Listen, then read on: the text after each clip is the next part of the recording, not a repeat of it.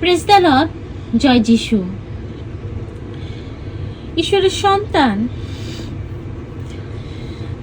আজকে যিশু বলছেন তোমাকে, আমাকে, সত্যি কি তুমি আমাকে ভালোবাসো?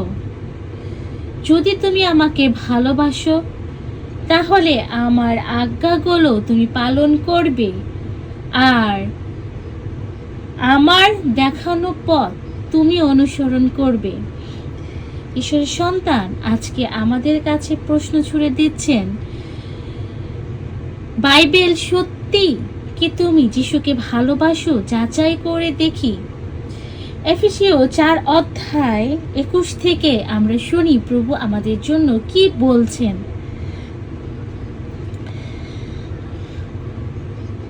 অবশ্য যদি তার কথা সত্যি শুনে থাকো ও তার মধ্যে দীক্ষিত হয়ে থাকো, সেই সত্য অনুসারে যা যিশুতে নিহিত, সেই শিক্ষা অনুসারে আগেকারের জীবন ধারণ ছেড়ে তোমাদের সেই পুরাতন মানুষকে ত্যাগ করতে হবে, যে মানুষ প্রতারণাময় কামনা বাসনায় ক্ষয়প্রাপ্ত হয়ে পড়েছে। মনের নবপ্রেরণায় নিজেদের নবকৃত করতে হবে এবং সেই নতুন মানুষকে পরিধারণ করতে হবে, যে মানুষ ধর্মময়তা ও সত্যজনিত পূর্ণতায় ঈশ্বরের সদৃশ্য সৃষ্টি। এর জন্য যা মিথ্যা তা ত্যাগ করে তোমরা প্রত্যেকে নিজ নিজ প্রতিবেশীর সঙ্গে সত্য কথা বলো। যিশু বলছেন, যিশু আজকে শিক্ষা, অবশ্যই যদি তার কথা সত্যিই শুনে থাকো ও তার মধ্যে দীক্ষিত হয়ে থাকো, সেই সত্য অনুসারে যা যিশুতে নিহিত, সেই শিক্ষা অনুসারে আগেকার জীবন ধারণ ছেড়ে তোমাদের সেই পুরাতন মানুষকে ত্যাগ করতে হবে। খুব বড় একটা কথা, আমরা আমাদের স্বভাব ত্যাগ করতে পারি? ঈশ্বরের সন্তান, যিশু বলছেন, সত্যি তুমি আমাকে জানো, আমাকে দীক্ষিত হয়েছ এবং সত্যি যদি আমাকে ভালোবাসো, তাহলে সেই ভালোবাসা হলো ঈশ্বরের বাধ্য তার আজ্ঞা মেনে চলা এবং তাকে অনুসরণ করা। ঈশ্বরের সন্তান, আজকে আমাদের কাছে ঈশ্বর এবং সাধু পল এই পত্র দিচ্ছেন, সত্যি আমাদের পবিত্রতা রক্ষা করার এবং আমাদের স্বভাব থেকে বের হয়ে আসার, কারণ আমরা মুক্ত, স্বাধীন। আমাদের সেই পরাক্রম, অনুগ্রহ, শক্তি ঈশ্বর দিয়েছেন ক্রুশে জীবন দিয়ে, এবং সে পাপের মোচন আমাদের দিয়েছেন। আমরা সেই পাপগুলো করেছিলাম যখন আমরা খ্রিস্টকে জানতাম না, যখন আমরা তার ভালোবাসা বুঝতাম না, যখন তাকে আমরা মানতাম না, তখন আমরা এই ধরনের কাজগুলো করে এসেছি।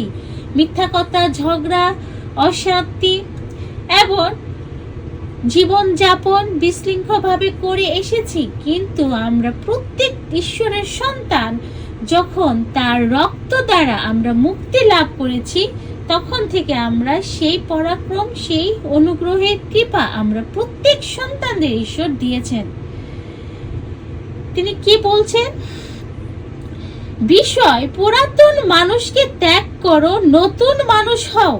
প্রিয় ভাই ও বোনেরা, আজকের ঈশ্বরের বাক্য আমাদের জীবনে একটি অত্যন্ত গুরুত্বপূর্ণ সত্যের সামনে দাঁড় করিয়ে দিয়েছে। এফেসীয় 4 বলা হয়েছে, আমরা যদি সত্যি খ্রিস্টের কথা শুনে থাকি এবং তার মধ্যে শিক্ষা লাভ করে থাকি, তাহলে আমাদের আগের জীবনযাপন ছেড়ে দিতে হবে, পুরাতন মানুষকে ত্যাগ করতে হবে এবং সত্য ও ধার্মিকতার নতুন মানুষকে গ্রহণ করতে হবে। কিন্তু প্রশ্ন হলো, পুরাতন মানুষ বলতে কি বোঝায়? ঈশ্বরের সন্তান, আমি আমার জীবন সাক্ষ্য থেকে বলছি, 6 বছর আগেও আমি খ্রিস্টকে জানতাম না। আমিও আমার জীবনযাপন এভাবেই চলতো।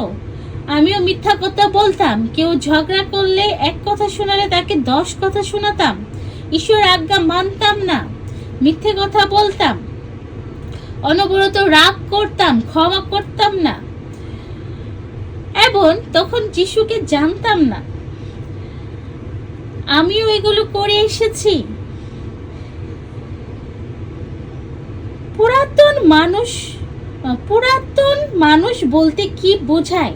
পুরাতন মানুষ বলতে বোঝায় যখন আমরা খ্রিস্টকে জানি না তখন আমরা এই সমস্ত কাজগুলো করে থাকি, কিন্তু যখন আমরা তাকে জানি, তিনি আমাদের মুক্ত করে দিয়েছেন এবং তার ভালোবাসায়, করুণায় আমাদের মুক্ত করেছেন, এবং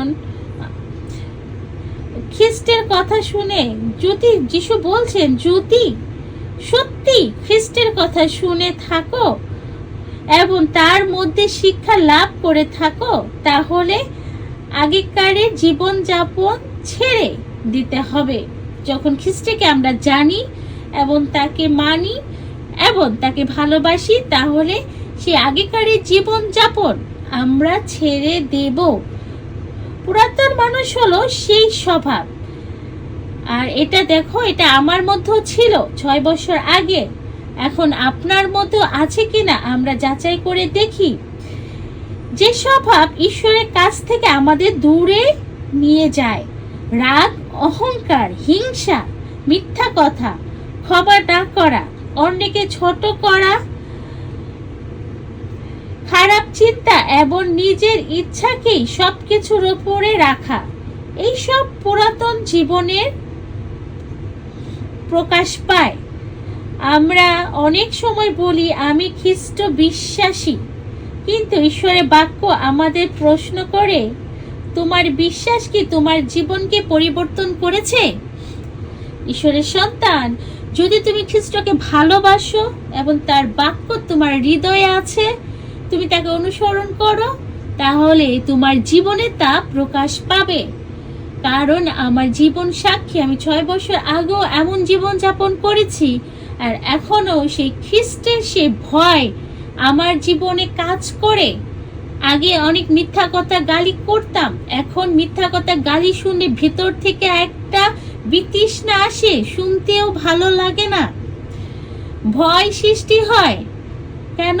এখন খ্রিস্টকে জানার পর, তার ভালোবাসা পাওয়ার পর এখন আমার জীবনে সেটা প্রকাশ পাচ্ছে। তাই তোমার জীবনেও সেটা প্রকাশ পাচ্ছে কিনা আমরা যাচাই করে দেখি, কারণ ঈশ্বর তার প্রতিটি সন্তানের কাছে তাই চান। বিশ্বাস করো, কিন্তু ঈশ্বরের বাক্য আমাদের প্রশ্ন করে, তোমার বিশ্বাস তোমার জীবনে পরিবর্তন করেছে কিনা? তুমি কি সাক্ষ্য দিতে পারো তোমার জীবনে পরিবর্তন করেছে কিনা? তুমি কি ক্ষমা করতে পারো? তুমি কি মিথ্যা কথা বলো না? তুমি কি অন্যকে দোষ করলো তাকে ক্ষমা করো এবং তার কাছে গিয়ে কথা বলো? কারণ খ্রিস্টকে গ্রহণ করা মানেই শুধু গির্জায় যাওয়া নয়। খ্রিস্টকে গ্রহণ করা মানে আমাদের কথা বদলাবে, আচরণ বদলাবে, চিন্তা বদলাবে, স্বভাব বদলাবে। খ্রিস্টকে গ্রহণ করা, তাকে ভালোবাসা, তার ভালোবাসার স্বাদ পেলে তখন তোমার কথায় পরিবর্তন আসবে, তোমার আচরণে পরিবর্তন আসবে, তোমার চিন্তায় পরিবর্তন আসবে, তোমার স্বভাবে, তোমার পোশাকে পরিবর্তন আসবে। যখন তাকে বুঝার, তার ভালোবাসার স্বাদ তুমি পাবে, তখন তোমার জীবনে তা প্রকাশ পাবে। ঈশ্বরের সন্তান যিশু তাই বলছেন, আগে যে কথায় রাগ করতাম এখন সেখানে ক্ষমা করতে শিখবে। এটা আমার বাস্তব জীবন থেকে বলি। এখন রাগকে দমন করে ক্ষমা দিতে শিখেছি। আগে যেমন মিথ্যা বলতাম, সেখানে সত্য বলবো, কেউ ভালো লাগে না লাগে, কারণ ঈশ্বরের কাছে ঠিক থাকতে হবে, আমার মানুষের কাছে নয়। আগে যেখানে অহংকার করতাম সেখানে নম্র হতে শিখেছি। আগে যেখানে অন্যকে বিচার করতাম সেখানে ভালোবাসতে শিখেছি। ঈশ্বরের সন্তান, প্র্যাকটিক্যাল আমার জীবনে আমি এগুলো করছি। কারণ খ্রিস্টের ভালোবাসায় থাকতে হলে আমাদের জীবনে এই স্বভাবগুলো অটোমেটিক চলে আসবে। ঈশ্বর ভয় তোমাকে এই কাজগুলো করতে শিখাবে। তাই ঈশ্বরের সন্তান, আমরা আমাদের জীবনে যাচাই করে দেখি, আগে যে কথায় রাগ করতে এখন কি তোমার ক্ষমা দেওয়ার মন মানসিকতা আছে কিনা? আগে যেখানে মিথ্যে বলতে সেখানে সত্য বলার সাহস তোমার ভিতরে আছে কিনা? আগে যে তুমি অহংকার করতে সেখানে নম্র হয়ে থাকতে তোমার ভিতরে সেই চিন্তা আছে কিনা? আগে যেখানে অনেক বিচার করতাম, অন্যকে বিচার করা, জাজ করা, এখন সেখানে তাদের জন্য ভালোবাসা তোমার হৃদয়ে আছে কিনা?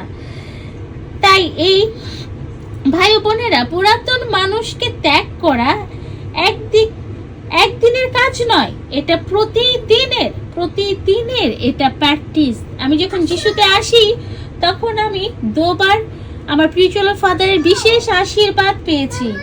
তারপরেও আমি মিথ্যে বলতাম, তারপরেও আমি ঝগড়া করতাম, আমি অনেক ইমোশনাল হয়ে যেতাম, অনেক কথা বলতাম। কিন্তু যখন তৃতীয়বার উনি আমাকে আশীর্বাদ করেন, তখন আমার জীবনে কেউ যেন আমাকে কন্ট্রোল করা শুরু করলো, আমাকে বলতে, আমাকে ভয়, যেটা ঈশ্বর ভয় বলে, আমাকে তা কন্ট্রোল করা শুরু করলো। আমার জীবনে সমস্ত খারাপ চিন্তাগুলো এবং সমস্ত পাপময় কথাবার্তাগুলো আমার জীবন থেকে চলে গেল, এবং বলতেও ভয় হতো যে এটা আমি বলবো কি না। কেউ যেন আমাকে নিয়ন্ত্রণ করা শুরু করে দিল। একটা অন্যরকম ফিলিংস, একটা পরিস্থিতি যা তোমার মধ্যে হবে, তখন তুমি অনুভব করতে পারবে, সেটা বোঝানো যায় না। ভাই বোনেরা, পুরাতন মানুষকে ত্যাগ করা একদিনের কাজ নয়, এটা আমাদের প্রতিদিনের প্র্যাকটিস করতে হবে। আর অবশ্যই পবিত্র আত্মার অনুগ্রহ, কৃপা চাইতে হবে। প্রতিদিন আমাদের বলতে হবে, প্রভু, আমাদের পুরাতন স্বভাব নয়, তোমার ইচ্ছায় আমার জীবন পূর্ণ হোক। মনে রাখবে, খ্রিস্ট আমাদের শুধু পাপ থেকে ক্ষমা করেন নাই, তিনি আমাদের জীবনকে নতুন করে গড়ে তুলতে চান। তাই ঈশ্বরের সন্তান, আমরা যেন সত্যি পুরাতন জীবন কাপড় ফেলে দিয়ে নতুন পোশাক পরিধারণ করি।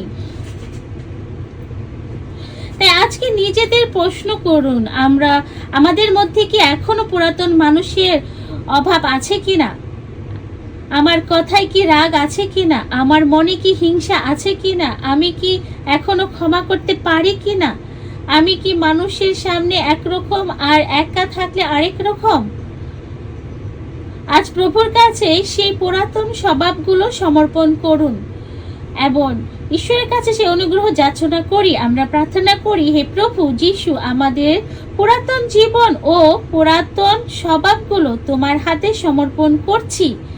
আমার রাগ, আমার অহংকার, মিথ্যা, হিংসা ও সমস্ত ভুল পথে যেতে আমাদের মুক্ত করো। আমাদের চিন্তা, কথায়, আচরণ পরিবর্তন করো। আমাদের এমন নতুন মানুষ করো যার জীবনের মধ্যে দিয়ে আমাদের এমন নতুন মানুষের পরিধারণ করো, আমাদের জীবন যাপনের মাধ্যমে মানুষ তোমাকে দেখতে পায়। আমার জীবনে তোমার সত্য প্রেম, ক্ষমা ও পবিত্রতা প্রকাশ হোক। তাই ঈশ্বরের সন্তান, এইভাবে আমরা ঈশ্বরের কাছে প্রার্থনা করে এবং নতুন মানুষের পরিধারণ করতে পারি, সে নতুন পোশাক পরতে পারে। তাই ঈশ্বর বলছেন যে আমার সন্তান, অবশ্যই যদি তার কথা সত্যি শুনে থাকো, তোমার সত্যি যদি তুমি তাকে ভালোবেসে থাকো, তার মধ্যে দীক্ষিত হয়ে থাকো, সেই সত্য অনুসারে, যিশুতে নিহিত সেই শিক্ষা অনুসারে আগেকার জীবন ধারণ ছেড়ে তোমাদের সেই পুরাতন মানুষকে ত্যাগ করো। তাই ঈশ্বরের ইচ্ছা, আমরা এখন খ্রিস্ট যিশুতে নতুন, সেই পুরাতন যা আমাদের জন্য ঈশ্বর ক্রুশে জীবন দিয়ে তা আমাদের মুক্ত করে দিয়েছেন, এখন আমরা তাকে জানি। তাহলে আমাদের সেই পুরাতন পোশাকটা ফেলে দিয়ে নতুন পোশাক পরতে হবে। তাই আমরা যাচাই করি আমাদের জীবনযাপন, প্রতিদিন আমরা নোট করি এবং সেখান থেকে আমরা কতটুকু ঈশ্বরের সেই নতুন পোশাকে পরিধান হতে পারি। আমরা যখন সম্পূর্ণভাবে করতে পারবো তখনই আমরা পূর্ণতা অনুগ্রহ লাভ করতে পারবো। ঈশ্বরের সন্তান যিশু তাই চান তার প্রতিটি সন্তানের কাছে যিশু খ্রিস্টের বাণী এবং ভালোবাসা আপনার জীবনে পূর্ণতা নিয়ে আসুক। জয় যিশু।